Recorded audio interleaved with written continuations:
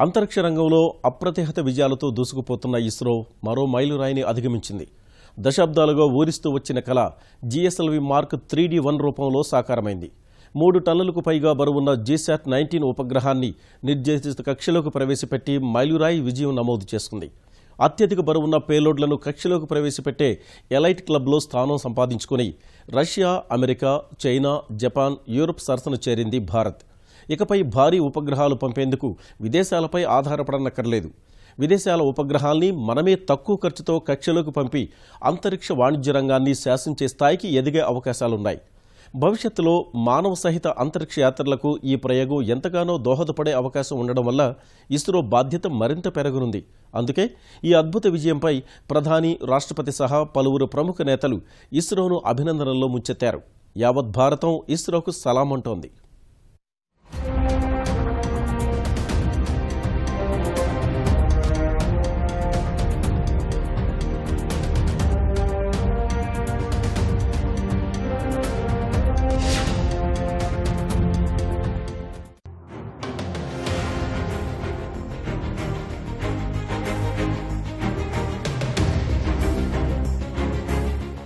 సగౌరవంగా అంతరిక్ష దిగ్గజాల సరసకు ఇక భారీ ఉపగ్రహాలు సొంతంగానే నింగికి స్వయం సమృద్ధి నినాదానికి నిలువెత్తు సాక్ష్యం.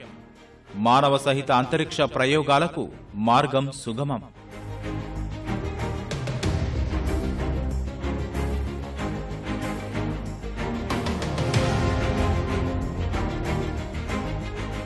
భారత అంతరిక్ష కార్యక్రమంలో పండగలాంటి సందర్భం ఇంతకంటే ఏం చెప్పినా తక్కువే.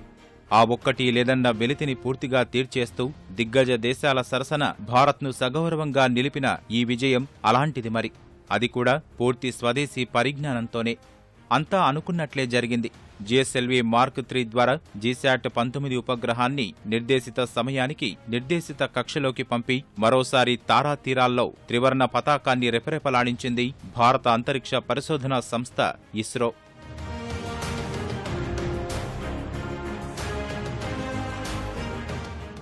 ఈ భారీ ప్రయోగానికి ఆదివారం మధ్యాహ్నం 3:58 కౌంట్ డౌన్ ప్రారంభమైంది. ఆ 25 గంటల 30 నిమిషాల కౌంట్ డౌన్ తర్వాత సరిగ్గా సాయంత్రం 5:28 నిప్పులు చిమ్ముకుంటూ నింగిలోకి ఎగిసింది GSLV మార్క్ 3 D1.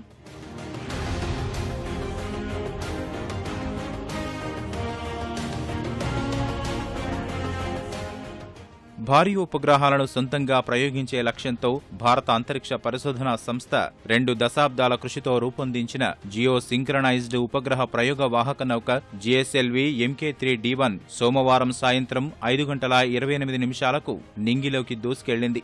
నెల్లూరు జిల్లాలోని సతీష్ ధావన్ అంతరిక్ష కేంద్రంలోని 2వ ప్రయోగ వేదిక నుంచి ఈ ప్రయోగాన్ని నిర్వహించారు.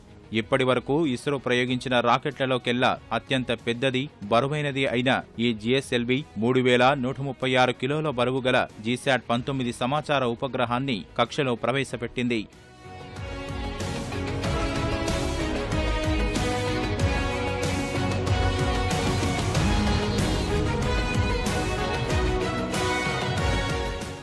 Today is a historic day.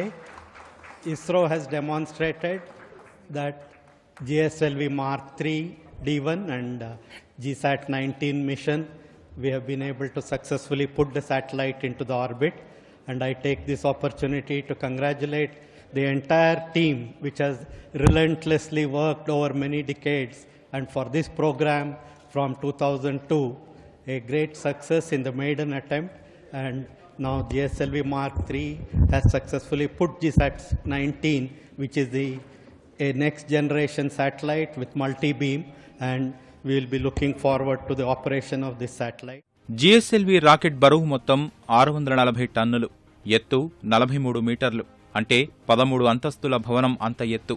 ఈ ప్రయోగాన్ని 3 దశలుగా విభజించారు.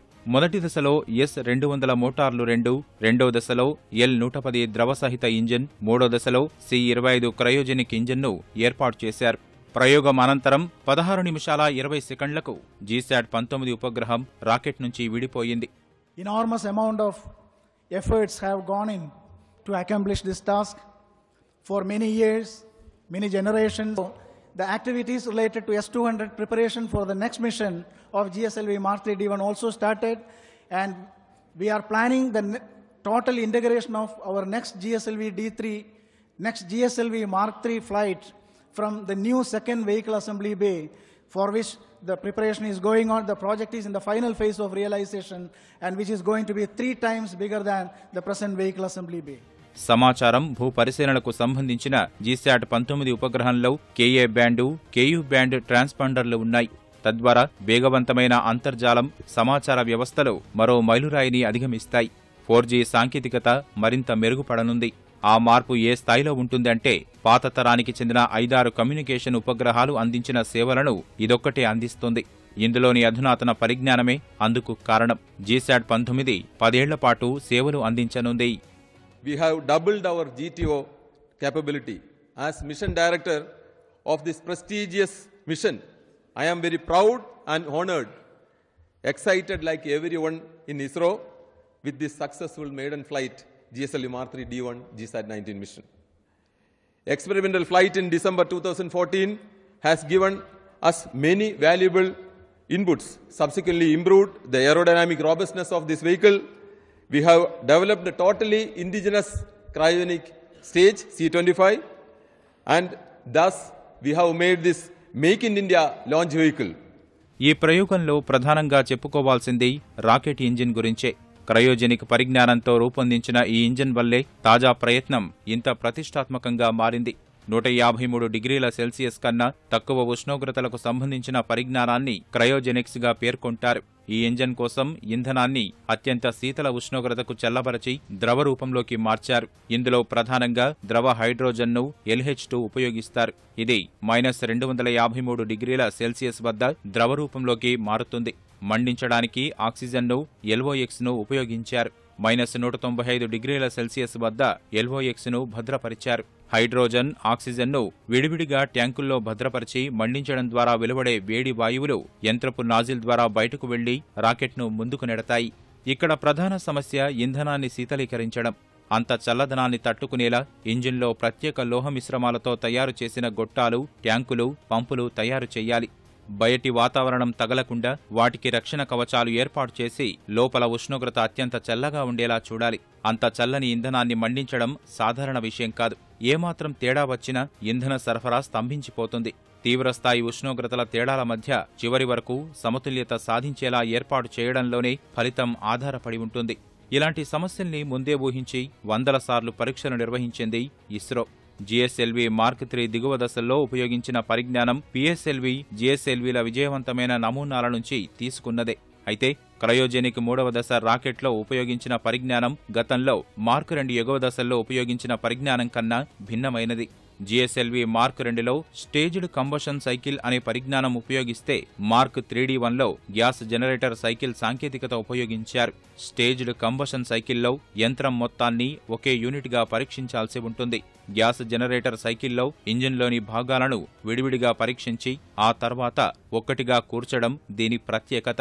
అధిక పేలోడ్లు ప్రయోగించేందుకు ఈ పరిజ్ఞానం ఎంతగానో ఉపయోగపడుతుంది. సాధారణ ద్రవ ఇంజన్లతో పోలిస్తే ఇందులో మండే ప్రతి కిలో ఇంధనానికి అత్యధిక ఫలితాన్ని ఇస్తాయి క్రయోజెనిక్ ఇంజన్లు. అందువల్ల రాకెట్ సామర్థ్యం పెరుగుతుంది. ఫలితంగా అధిక బరువు మోసుకెళ్లగలవు. 4000 కిలోల భారీ ఉపగ్రహాలను భూస్థిర కక్షలోకి తేలికగా ప్రవేశపెట్టొచ్చు.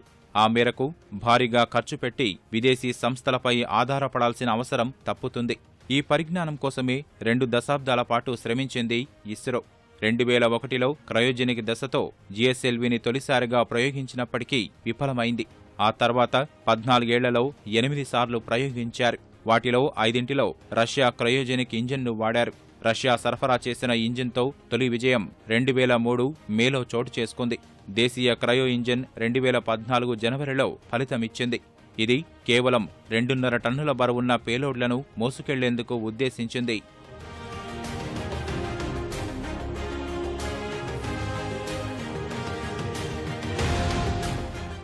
నిజానికి GSLV మార్క్ III D1 కోసం 2000 నుంచి ప్రయత్నాలు మొదలయ్యాయి. 2010, 2011లో ప్రయోగం చేయాల్సి ఉండగా 2017 వరకు జాప్యం జరిగింది. ఇందులో ఎక్కువ శాతం C-25 స్టేజీ కోసం వేచి ఉండాల్సి వచ్చింది. C-25 పరీక్షలు 2 సార్లు చేశారు. ఈ ఏడాది జనవరి 25న మహేంద్రగిరిలోని LPSCలో C-25 ఇంజిన్ను 50 సెకండ్ల పాటు పరీక్షించారు. అలాగే ఈ ఫిబ్రవరి 18న 10 నిమిషాల 40 సెకండ్ల పాటు పూర్తి స్థాయిలో పరీక్షలు నిర్వహించి విజయవంతం చేశారు. GSLV మార్క్ 3D1 రూపకల్పనలో కొన్ని ముఖ్య ఘట్టాలు పరిశీలిస్తే 2000లో ఈ దిశగా ప్రయోగాలకు కేంద్ర ప్రభుత్వానికి ప్రతిపాదనలు పంపింది ఇస్రో. 2003లో అనుమతి లభించింది. 3000 కోట్ల రూపాయలు మంజూరు చేశారు. 2006లో షార్లో సాలిడ్ ప్రొపెల్లెంట్ ప్లాంట్ అభివృద్ధి చేశారు. 2008లో మొదటి హెడ్ సెగ్మెంట్కు రూపకల్పన చేశారు. 2010 జనవరిలో మొదటి భూస్థిర పరీక్ష చేపట్టగా రెండో పరీక్షను 2011 నవంబరులో చేపట్టారు. తర్వాత 2014 డిసెంబరు 18న GSLV మార్క్ 3 వాహక నౌక సామర్థ్యాన్ని పరీక్షించారు. ఆ ప్రయోగంలో 3775 కిలోల బరువున్న క్రూ మాడ్యూల్ రీఎంట్రీ ఎక్స్పెరిమెంట్ CAREను ఉపయోగించారు. 126 కిలోమీటర్ల ఎత్తు వరకు వెళ్లిన తర్వాత CARE GSLV mark 3 upper stage నుంచి విడిపోయి తిరిగి వాతావరణంలోకి ప్రవేశించి బంగాళాఖాతంలో ల్యాండ్ అయింది. ఈ ప్రయోగం స్థిర పరీక్షల్లో వచ్చిన సాంకేతిక అంశాల ఆధారంగా మరింత నైపుణ్యంతో హెడ్ సెగ్మెంట్కు రూపకల్పన చేశారు. మూడవసారి భూస్థిర కక్ష పరీక్షలు 2015 జూన్లో జరిపారు.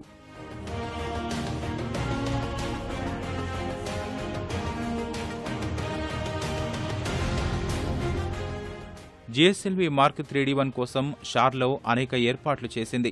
300 కోట్లతో ఘన ఇంధన కర్మాగారం నిర్మాణం, 250 కోట్ల రూపాయలతో 6 వరకు రాకెట్ అనుసంధాన భవనాలు నిర్మించారు. L-110 భవనం, LC-25 భవనం, SPF-2 ఉపగ్రహ తయారీ క్లీనింగ్ రూమ్లు, S-200 హార్డ్ స్టోరేజ్ భవనం, ఫ్లైడ్ హార్డ్వేర్ స్టోరేజ్ భవనం, S-200 భూస్థిర పరీక్షల ఆధునీకరణ, MSP mobile launch pedestal liquid, cryo ఇంధన నిల్వ, సర్వీసు వసతులు కల్పించారు. రేంజ్ ఆపరేషన్కు కొత్తగా MCC నిర్మాణం, ఆప్టికల్ ట్రాకింగ్, ఆధునికీకరించిన రాడార్లు ఏర్పాటు చేశారు. PSLV రాకెట్ ప్రయోగం జరిగినప్పుడు 150 dB శబ్దం వెలువడుతుంది. అదే GSLV మార్క్ 3D1కు అయితే 160 dB వరకు ఉంటుంది. ఇందుకోసం శబ్ద కాలుష్య నియంత్రణ ఏర్పాట్లు చేశారు. ఇలా ఎన్నో ఆటుపోట్లు, కష్టనష్టాలకు ఓర్చి GSLV మార్క్ 3D1ను విజయవంతంగా ప్రయోగించింది ఇస్రో. భారత అంతరిక్ష పరిశోధనా సంస్థ పనితీరుకు, పట్టుదలకు మారుపేరుగా నిలుస్తుంది ఈ విజయం. ఒకప్పుడు తేలిగ్గా చూసిన దేశాల చూపును తన వైపు గర్వంగా చూసేలా చేయగలిగింది. అధిక బరువున్న పేలోడ్లో ప్రయోగంలో భారత్ విజయం సాధించడమంటే అగ్రరాజ్యాలకు సవాల్ విసిరినట్టే.